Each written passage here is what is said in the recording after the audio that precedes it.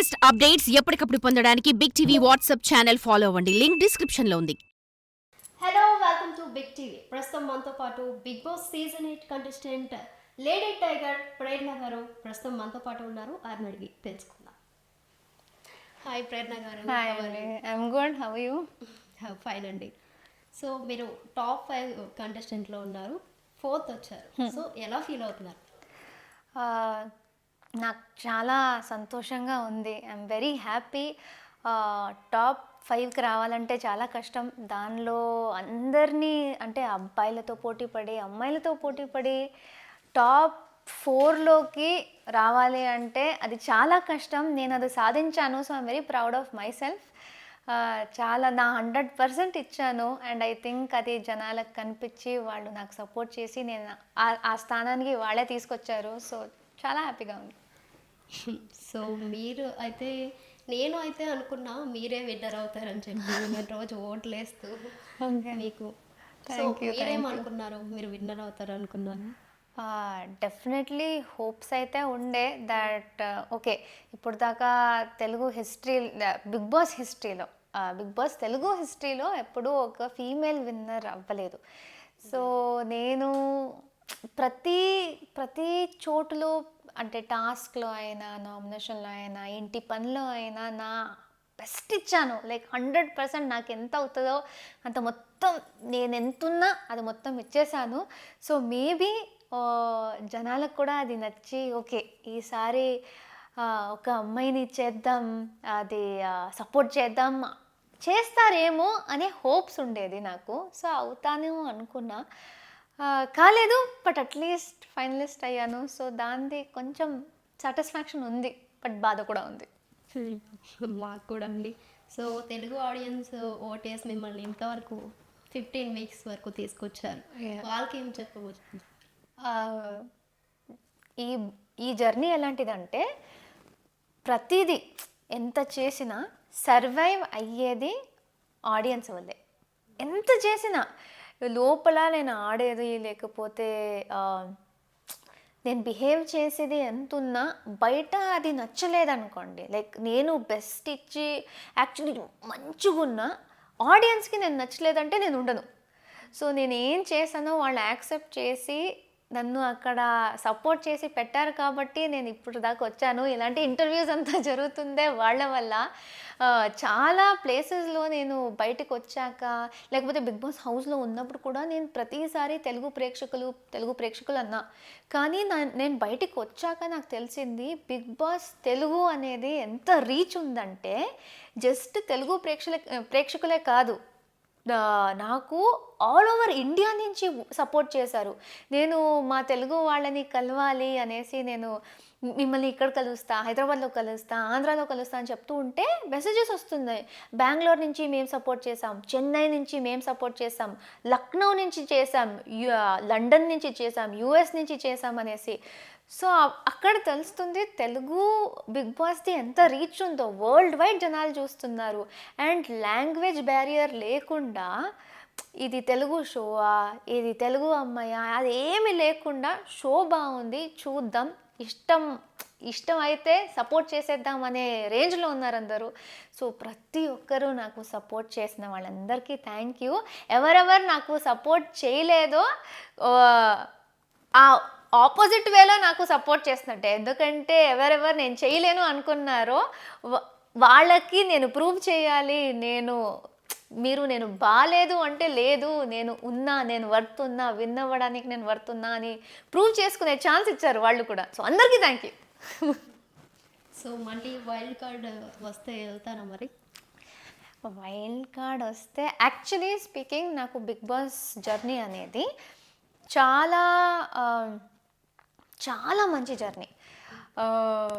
నేను రిగ్రెట్ అయ్యింది అనేది ఏమి లేదు. సో ఈ జర్నీని మళ్ళీ చేయాలన్నా I don't mind. I'll be very happy. నన్ను వైల్డ్ కార్డ్లో పిలిస్తే వెళ్ళిపోతా, కానీ ఇమీడియట్గా అయితే కాదు. ఎందుకంటే మీరు చూసినట్టు నా యానివర్సరీ హౌస్లోనే జరిగింది. నెక్స్ట్ సీజన్ కూడా వెళ్ళిపోతే కొంచెం మా ఆయన కొట్టేస్తారేమో అక్కడే చేసుకోపో అనేసి. బట్ డెఫినెట్లీ ఆ జర్నీ ఎలాంటిదంటే అలాంటి ఎక్స్పీరియన్స్ మళ్ళీ వస్తే ఐ వుడ్ డూ ఇట్. ప్రేరణ గారు, ఇప్పుడు మీకు బిగ్ బాస్కి రమ్మని కాల్ వచ్చింది. సో మీ ఫ్యామిలీ రియాక్షన్ ఏంటి, మీ రియాక్షన్ ఏంటి? బిగ్ బాస్ చెయ్యాలి అని నేను ఎప్పుడూ అనుకోలేదు. అండ్ డెఫినెట్లీ నా ఫ్యామిలీలో ఎవరిది ఫిల్మ్ బ్యాక్గ్రౌండ్ లేకపోతే ఈ యాక్టింగ్ బ్యాక్గ్రౌండ్ అనేది లేదు. సో నేను వచ్చిందే ఫస్ట్ మా ఫ్యామిలీలో. అలాంటిది ఈ ఆపర్చునిటీ వచ్చినప్పుడు ఎవ్వరూ దీని గురించి ఎక్కువగా అనుకోలేదు దానికన్నా ముందు. బట్ మేము బిగ్ బాస్ అనేది ఎంత పెద్ద పేరో విన్నాము కదా, దాన్ని బట్టి ఓకే ఓకే పెద్ద ఆపర్చునిటీ ఇది, ఆలోచించు అని ఫస్ట్ ఎవ్వరికీ ప్రాబ్లం లేదు. నువ్వు ఓకేనా, నీకు అదంతా లోపల అన్ని డేస్ ఉండటం నీకు ఓకేనా అని అడిగారు ఫ్యామిలీ అందరూ. అండ్ ఇంకోటి ఏంటంటే మెయిన్ సపోర్ట్ నాకు రావాల్సింది మా ఇన్లాస్ నుంచి. ఎందుకంటే పెళ్ళయ్యాక మా పేరెంట్స్ ఎక్కడో బెంగళూరులో ఉంటారు. వాళ్ళు ఓకే నేను ప్రతిరోజు నా అమ్మాయిని టీవీలో చూస్తున్నా అని సంతోషపడతారు. కానీ నేను ఇప్పుడు పెళ్ళయ్యాక ఇన్లాస్ ఇంటికి వచ్చాను. సో ఇన్లాస్ వీళ్ళు కంఫర్టబుల్ ఉండాలి, కానీ వీళ్ళు కూడా నా అమ్మ నాన్న అంతే సపోర్ట్ ఇచ్చారు. శ్రీపాద్ మై హస్బెండ్, శ్రీపాద్ వాళ్ళ అమ్మ నాన్న, శ్రీపాద్ వాళ్ళ చెల్లి, ప్రతి ఒక్కరు నాకు ప్రతి స్టేజ్లో సపోర్ట్ చేశారు. వీళ్ళు మా అత్త మావయ్య నాకు మారలీ సపోర్ట్ చేశారు. నేను ఇంటికి వెళ్ళే ముందు షాపింగ్లు ప్యాకింగ్లు అన్నిటికీ నా సిస్టర్ ఇన్ లా విజయశ్రీ ఆమె సపోర్ట్ చేసింది. శ్రీపాద్ అయితే నాకు పిఆర్ మేనేజర్ అన్నీ అయిపోయారు బయట. సో ఐఎమ్ వెరీ లక్కీ, అందరికీ సపోర్ట్ బాగా వచ్చింది. And they are very proud of me, very happy. So మీ లాంగ్వేజ్ కన్నడ కదా? సో నేను తమిళ్ అండి. నేను తమిళ్, ఓకే. తమిళ్ కదా, సో మీకు ఇంత స్పష్టంగా తెలుగు ఎలా వచ్చిందండి? నేను యాక్చువల్లీ పాన్ ఇండియా చైల్డ్ అనొచ్చు మీరు. ఎందుకంటే నేను చిన్నప్పుడు పెరిగింది మొత్తం హైదరాబాద్లోనే. ఒక 11 years అంటే 5th standard దాకా నేను హైదరాబాద్లోనే ఉన్నా. దాని తర్వాత నేను యూఎస్కి వెళ్ళాను, యూఎస్ నుంచి బెంగళూరుకి వెళ్ళాను, బెంగళూరు నుంచి పెళ్ళయ్యాక మళ్ళీ ఇక్కడికి వచ్చేసాను. బట్ ఇంట్లో మాట్లాడేది మేము తమిళ్ యాక్చువల్లీ. సో నేను ఇంటి లాంగ్వేజ్ అంటే మదర్ టంగ్ అనేది తమిళ్ ఉంది. నేను కొన్ని ఇయర్స్ జస్ట్ బిఫోర్ దిస్ బెంగళూరులో సెటిల్ అయ్యాను, కొన్ని ప్రాజెక్ట్స్ అక్కడ చేశాను కాబట్టి కన్నడ నేర్చుకున్నా. అండ్ కొన్ని ఇయర్స్ నేను కొన్ని ఇయర్స్ నేను హైదరాబాద్లోనే ఉన్నా కదా స్టార్టింగ్ లైఫ్ మొత్తం. అండ్ మా నాన్న పుట్టి పెరిగింది హైదరాబాద్లో. సో ఆయన ఒక హైదరాబాదీయే ఆయన.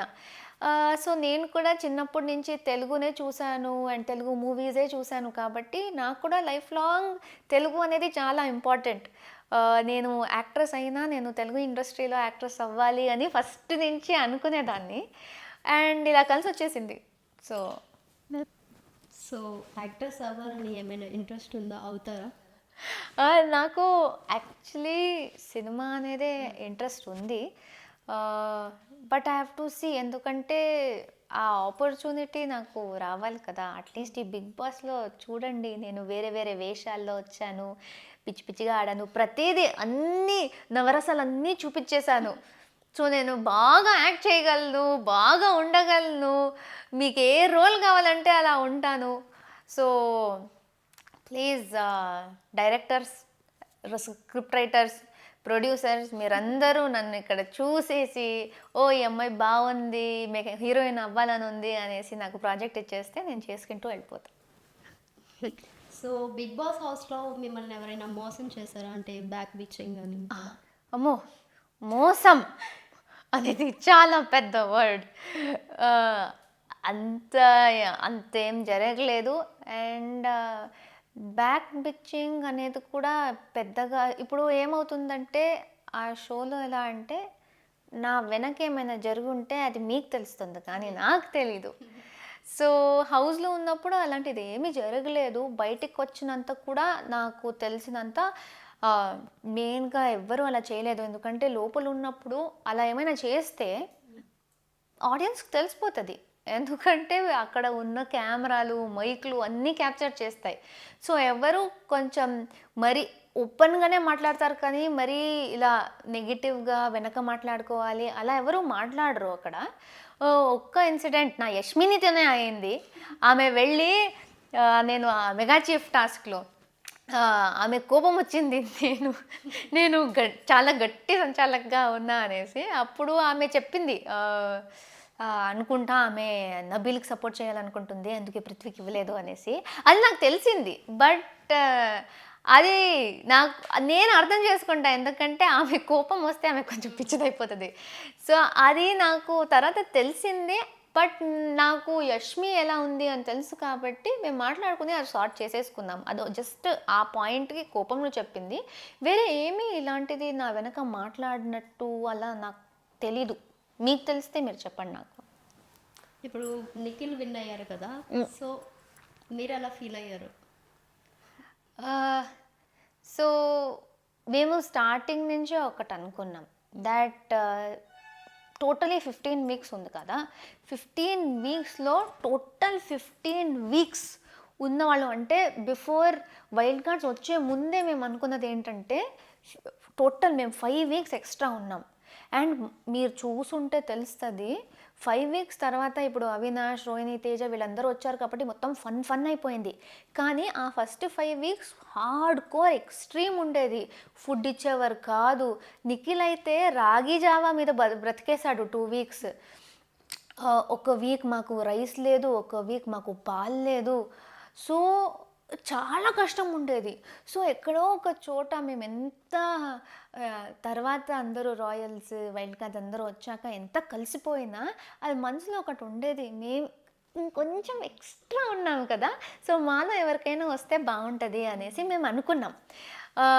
తర్వాత మా బెస్ట్ ఇచ్చుకుంటూ వెళ్ళాం. నిఖిల్ కూడా చాలా క్లోజ్ నాకు. సో లాస్ట్ 5 ఫైనలిస్ట్ వచ్చినప్పుడు ఆ 5 ఫైనలిస్ట్ని చూస్తే ఎవరు విన్ అయినా వాళ్ళు డిజర్వ్ అవుతారు అనే అనిపిస్తుంది. సో దానిలో ఎవరు విన్ అయినా హ్యాపీయే. అంటే నేను విన్ అవ్వలేదు అని బాధ ఉంది, డెఫినెట్లీ నేనే విన్ అవ్వాలి అనుకున్నా. బట్ నేను కాకపోతే అయ్యో వీళ్ళెందుకు అయ్యారు, నేనే బెటర్ కదా అలాంటి ఫీలింగ్ లేదు. ఎందుకంటే జనాలు మమ్మల్ని ఇష్టపడి అందరినీ ఒకటే ప్లేస్లో పెట్టారు. సో ఇంకా మా చేతుల్లో లేదు కదా. So I'm very happy that Nikhil one. వాడు ఎఫర్ట్ పెట్టిన దానికి, వాడు కష్టపడిన దానికి ఆడియన్స్ మెచ్చి వాళ్ళు ఓట్ చేశారు, విన్ అయ్యాడు. సో బిగ్ బాస్ హౌస్లో మీరు ఈ 15 వీక్స్ ఏం నేర్చుకున్నారు? చాలా నేర్చుకున్నా. బట్ కొంచెం కొన్ని సిచ్యువేషన్స్లో కొంచెం కంట్రోల్లో ఉండాలి అని నేర్చుకున్నా. ఎందుకంటే నేను మరీ ఏ మోమాటం లేకుండా మాట్లాడేస్తా. జనాల్ని చూడను, సిచ్యువేషన్ని చూడను. నాకు నిజంగా ఇది అనిపిస్తుంది అంటే చెప్పేస్తా. ఒక్కొక్కసారి ఎదుటి పర్సన్ అది నీట్గా తీసుకోరు. సో ఏ సిచ్యువేషన్లో ఉన్నా, ఎవరితో ఉన్నా అది చూసి నేర్చుకోవాలి. నేర్చుకున్నాక ఆ సిచ్యువేషన్ బట్టి మాట్లాడాలి. ఇది నేను నేర్చుకున్నాను. ఎందుకంటే వాగుడుకాయ అన్నారు, నిజంగానే వాగుడుకాయ మాట్లాడేస్తా ఆలోచించకుండా. అదొక్కటి. ఇంకోటి, నా మీద జోక్స్ వేస్తే ఇంకొంచెం క్యాజువల్గా తీసుకోవాలి అనుకుంటా. ఎందుకంటే నేను జోక్లు వేసేస్తా, కానీ ఎవరైనా నా మీద జోక్ వేస్తే కొంచెం సీరియస్ అయిపోతా. అది కొంచెం మార్చుకోవాలి. సో బిగ్ బాస్ హౌస్లో ప్రతి ఒక్కరు మిమ్మల్ని మిస్అండర్స్టాండ్ చేసుకున్నారు. అసలు తప్పెవరిది, మీదా వాళ్ళదా? ఇప్పుడు థ్యాంక్స్ ఫర్ ఆస్కింగ్. నిజంగానే ఒక లైక్ 15 వీక్స్లో నాకు ప్రతి పాయింట్ అంటే అప్పటి నుంచి అని కాదు, స్టార్టింగ్ ఫస్ట్ వీక్ నుంచే నన్ను మిస్అండర్స్టాండ్ చేసుకోవడము, లేకపోతే నన్ను ట్రిగర్ చేయడం, లేకపోతే నన్ను టార్గెట్ చేయడం చేస్తూనే ఉన్నారు అనిపించింది. అండ్ నాకు తెలుసు రియాలిటీ, ఇది చేస్తున్నారు, కొంతమంది కావాలని చేస్తున్నారు అనేసి. బట్ నేనేమి చేయలేను. అది వాళ్ళ గేమ్ ఉండొచ్చు, లేకపోతే వాళ్ళకి నేను నిజంగానే నేను ఎందుకు అర్థం కాలేదో తెలియదు. ప్రతి ఒక్కరితో నేను బాగానే ఉన్నాను. సో నేను యాక్చువల్లీ అర్థం చేసుకోవాలంటే అర్థం అవ్వచ్చు. నేను ఓపెన్ బుక్ లాగా ఓపెన్గా ఉంటా. దాచేది ఏం లేదు. ఏం ఫీల్ అవుతుందో చెప్పేస్తా, ఏమున్నా చెప్పేస్తా. సో అలా ఎందుకు చేశారో నాకు తెలీదు. బట్ లక్కీలీ ఇది గేమ్ అనే ప్రాక్టికల్గా నేను ఆలోచించాను. సో వాళ్ళ స్ట్రాటజీలో అలా చేయొచ్చు, దేనికి చేశారో తెలీదు, కానీ నాకు తెలుసు దట్ కావాలని చేస్తున్నారు, ఇది ఎక్కువగా నా బ్రెయిన్లోకి వెళ్ళకూడదు. ఎందుకంటే నేను అయ్యో నన్ను మిస్అండర్స్టాండ్ చేసుకుంటున్నారు, నన్ను టార్గెట్ చేస్తున్నారు అని నేను అనుకుని నా గేమ్ పాడైపోతే కష్టం కదా. సో వాళ్ళు ఎంత ఏమన్నా నాకు నేను కరెక్ట్ అనిపిస్తే దాని గురించి గట్టిగా మాట్లాడాను, గట్టిగా ఆర్గ్యూ చేశాను, అండ్ సాలిడ్గా నా జర్నీ ఫినిష్ చేసుకున్నాను అంతే. సో ప్రేరణ గారు, మీ నెక్స్ట్ ప్రాజెక్ట్స్ ఏంటి, ఏం చేయబోతున్నారు? ఓకే, సో నేను షోలో ఉన్నప్పుడే ఓంకార్ గారు వచ్చి నన్ను స్మార్ట్ జోడీకి అడిగారు. సో ఇప్పటికైతే ఇమీడియట్లీ ఆ షో గురించి మాట్లాడుతున్నాము వాళ్ళతో. అది సెట్ అయిపోతే I think one of my first projects అది ఉంటుంది. దీని తర్వాత నేను ఐఎమ్ వెరీ ఓపెన్, ఎలాంటి ప్రాజెక్ట్ వచ్చినా డెఫినెట్లీ ఒక మంచి రోల్, ఒక మంచి సబ్జెక్ట్ ఉంటే చేయాలి అని ఉంది. ఎందుకంటే నాకు పెద్ద బ్రేక్ ఏం వద్దు, ఇమ్మీడియట్లీ ఏదైనా మంచి ప్రాజెక్ట్ వస్తే చేసేస్తా. ఎందుకంటే చాలామంది నన్ను స్క్రీన్ మీద చూడాలి అనుకుంటున్నారు. ఇప్పుడు 106 days కంటిన్యూస్గా నేను అలవాటైపోయా. వాళ్ళకి నేను నచ్చినా నచ్చకపోయినా ప్రతిరోజు నన్ను చూసి చూసి అలవాటైపోయా నేను. సో వాళ్ళు అడుగుతూనే ఉన్నారు, నా ఫ్యాన్స్ అందరూ, లేకపోతే ద ఆడియన్స్ ఆర్ ఆస్కింగ్ మిమ్మల్ని స్క్రీన్ మీద చూడాలని ఉంది. సో మంచి రోల్, మంచి ప్రాజెక్ట్ వస్తే ఇమ్మీడియట్లీ వచ్చేస్తా. సో ప్రేరణ గారు, యష్మి గారికి మీకు చాలా మంది ఫ్యాన్స్ ఉన్నారు మీ ఫ్రెండ్షిప్ గురించి. యష్మి గారి గురించి ఏం చెప్తారు? అంటే ఇప్పుడు మోస్ట్ కామన్ క్వశ్చన్ ఇది. యష్మిని నేను చాలామంది స్టార్టింగ్లో, మళ్ళీ ఇది కూడా ఒక మిస్అండర్స్టాండింగ్, మేము ఒక ప్రాజెక్ట్ చేసామనేసి మీరిద్దరు ఫ్రెండ్సే కదా, గ్రూప్ గేమ్ అన్నారు. అండ్ లాస్ట్లో చాలామంది బయట నుంచి వచ్చి అది గ్రూప్ గేమ్ అని చెప్పి అది కొంచెం డిస్టర్బ్ అయిన వల్ల మా రిలేషన్ లాస్ట్లో కొంచెం ఇలా అయింది. బట్ స్టార్టింగ్ నుంచి నాకు ఆ హౌస్లో ఒకరు కంఫర్ట్ ఉన్నారు అంటే అది యష్మినినే. ఎందుకంటే నేను ఇంతకు ముందు కూడా చెప్పాను, మేము ఒకరితో బాధ చెప్పుకోవచ్చు, ఒకరితో సంతోషం పంచుకోవచ్చు. కానీ యష్మి ఎలాంటి వ్యక్తి నా కోసం అంటే, నాకు ఏ ఎమోషన్ ఉన్నా, ఎమోషన్ లేకపోయినా, అంటే ఊరికేలా కూర్చోవాలి, కానీ ఒక పర్సన్తో కూర్చుని హాయిగా హ్యాపీగా ఉండాలంటే అది యష్మినే నాకు ఆ హౌస్లో. సో ఒక సపోర్ట్లా ఉంది నాకు. So she was my comfort, she was my support. ప్రాజెక్ట్లో మేము జస్ట్ కొలీగ్స్ అంతే. హౌస్లోనే ఏదున్నా మీరు చూసిన బాండ్ మొత్తం హౌస్లోనే ఫార్మ్ అయింది. ఇన్ఫ్యాక్ట్ దానికన్నా ముందు, హౌస్లోకి వచ్చే ముందు నిజంగా మేము మాట్లాడేవాళ్ళం కాదు. ఇన్ఫ్యాక్ట్ నాకు అనిపించేది యష్మికి నేను నచ్చనేమో అనేసి. నేను మాట్లాడుతూ ఉంటా, ఆమె మాట్లాడుతూ ఎక్కువ.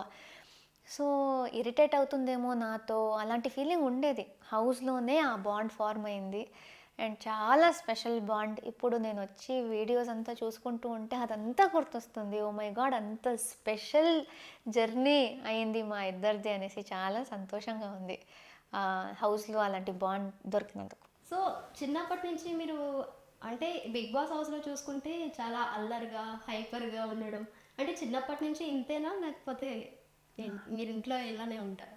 నేను చిన్నప్పటి నుంచి ఇదే గాడ్ గిఫ్టెడ్ టాలెంట్ అది. అంటే నేను సుమ గారు షోకి వచ్చినప్పుడు కూడా చెప్పాను, చిన్నప్పుడు అల్లరి ఎలా ఉండేదంటే నేను ఏదేదో చేసేస్తూ ఉంటా అనేసి మా అమ్మ నన్ను కాటుకి దారంతో కట్టేసేది. నా కాళ్ళని, బెడ్కి కాళ్ళు ఉంటాయి కదా, ఆ బెడ్ కాళ్ళని నా కాళ్ళకి కట్టేసేది దారంతో, ఎక్కడికి కదలకూడదు అనేసి. అలా ఏదేదో అల్లరి చేస్తూ ఉండేదాన్ని. స్కూల్లో కూడా అలానే. సో ఓవరాల్ అలానే. బట్ అది ఐ థింక్ ఈ హౌస్లో హెల్ప్ అయిపోయింది.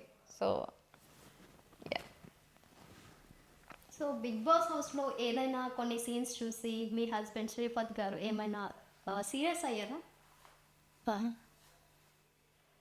సీరియస్సా? అలా ఏం లేదు. He's very proud of me, he's very happy. అంటే నేను నా జర్నీ మొత్తం ఎంత బాగా ఆడాను. అండ్ ఆయన నాకు అదే చెప్పింది, దాట్ నువ్వు నీలా ఉన్నావు, 1% కూడా వేరేలా ఆడలేదు. నువ్వు నాకు ఎలా తెలుసో అలానే ఉన్నావు స్క్రీన్ మీద, ఏ తేడా లేదు. సో నాకు ఆల్రెడీ తెలుసు నువ్వు ఎలా ఉన్నావు, ఎలా ఆడతావు, టాస్క్ ఎలా పర్ఫామ్ చేస్తావు అనేసి. నువ్వు అలానే ఆడావు, యూ మేడ్ మీ ప్రౌడ్ అని ఆయన ప్రతి దానిలో సంతోషంగా ఉన్నారు. మధ్యలో వచ్చి నాకు ఆ అడ్వైస్ ఇచ్చారు, లాగకు కొంచెం మ్యాటర్ని అనేసి, అదొకటి చెప్పారు. బట్ మీకు అందరికి తెలుసు కదా, ఒక మ్యాటర్ ఇస్తే నేను 2-3 అవర్స్ మాట్లాడేస్తా, అది కూడా గాడ్ గిఫ్టెడే. సో అదంతే. He was never serious or angry, he is very happy. Thank you ఫెర్నాండ్.